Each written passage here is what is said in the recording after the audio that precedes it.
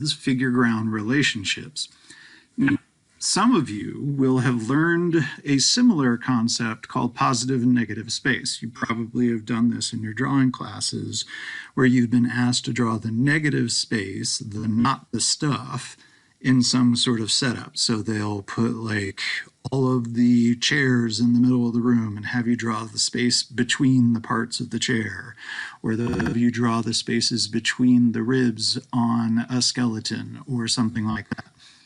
And what we do is we define the form both by what it is, the positive space, and what it isn't, the negative space.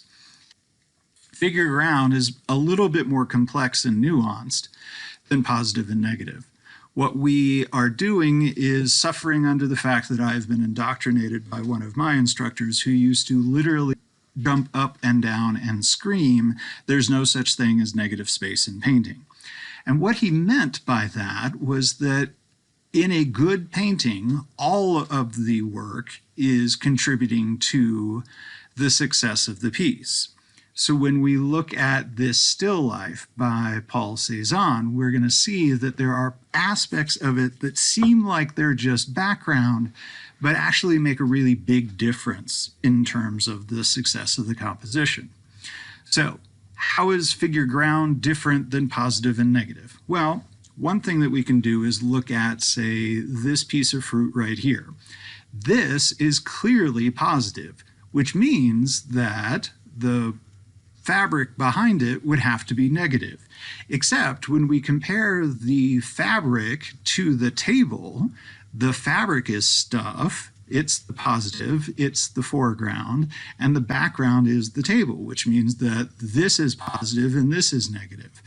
But when we compare the table to the wall, we're going to see that part of the table is important compared to the wall, and it's positive and this is negative.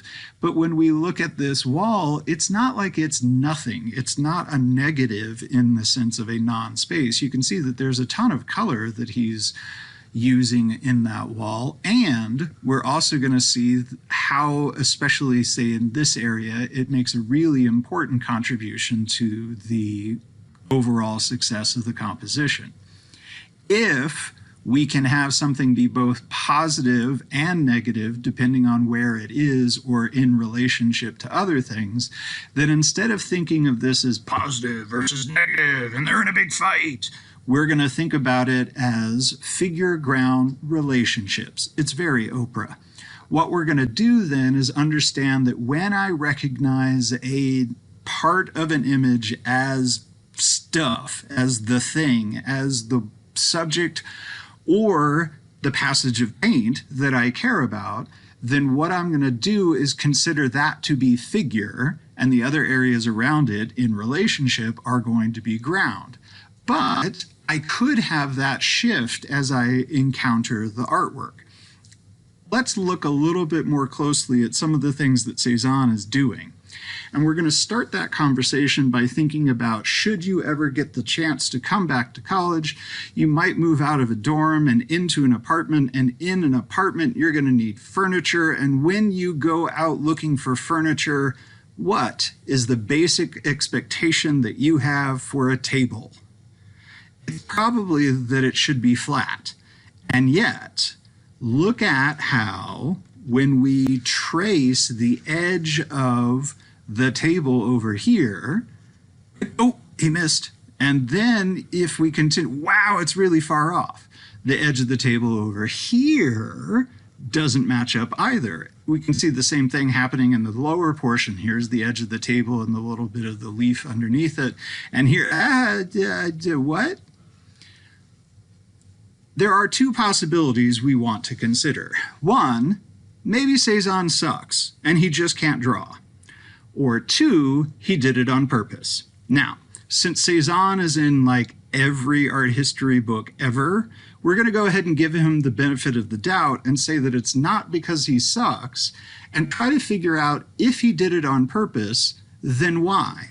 And that's going to get us back to the overall structure of the composition. He needs to move those table parts around because If he were to extend this line so that the table ends here, then he really doesn't have anything other than wall in the upper quadrant over here on the right. So he needs the table here to occupy the space. But if he were to continue this table line over here, it would intersect with the basket such that we have the dark brown of the basket and the dark brown of the table, and we wouldn't have this sort of wedge of blue. And we're going to see, if we look at the unity of this piece, that wedge of blue is actually really important. Because, yes, he's got repetition. He's got repetition of shape. He's got repetition of brush strokes. He's got repetition of color. But he also is doing the continuation thing that we talked about before, where we can follow the edge of the basket lines up with the sort of peak of the curve of the bottle, follows this shadow to the bread, then we curl around the bread with that little plate, get to this one fruit off by itself.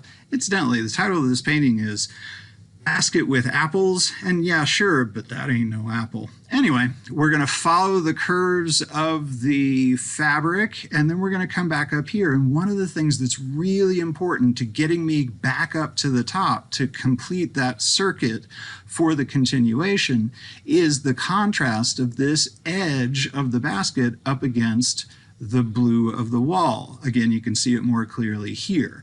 So what we're going to see is that he needs this space for the success of his composition, and he needs this space for the success of his composition.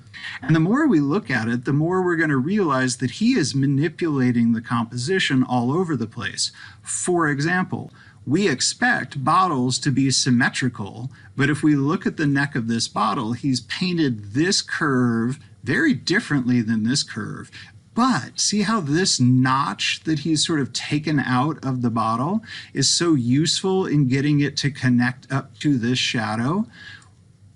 If you actually have the chance to go and see this painting in Chicago, you'll see, and you can kind of make it out on the slide, that he's actually come back in with the wall color and cut that notch out of the bottle, willing to sacrifice the expected symmetry of the bottle so that this lines up so nicely with this shadow that connects to the bread. But then when we start looking at that, where the heck's that shadow coming from? It's not like it's from the basket. It's the wrong shape for the bottle. It can't be the bread because all of these shadows tell me that the light is coming from this direction.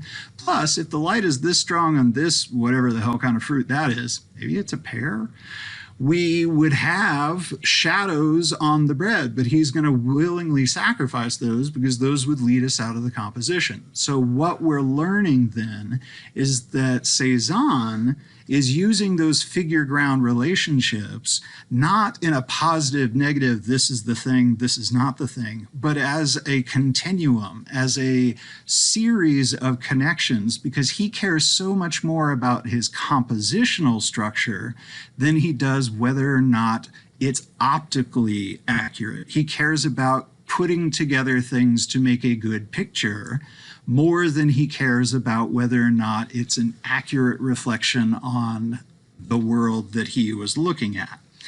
This is one of the reasons why I sometimes will think of Cezanne as like the beginning of abstraction, because without Cezanne, you would not get Picasso, you would not get all the things that come after it, because he's one of the first artists who cares much more about pictorial integrity than he does about shapes that relate to what we see. So he is going to willingly sacrifice optical for the sake of conceptual, or in his case, formal success of the composition as a whole.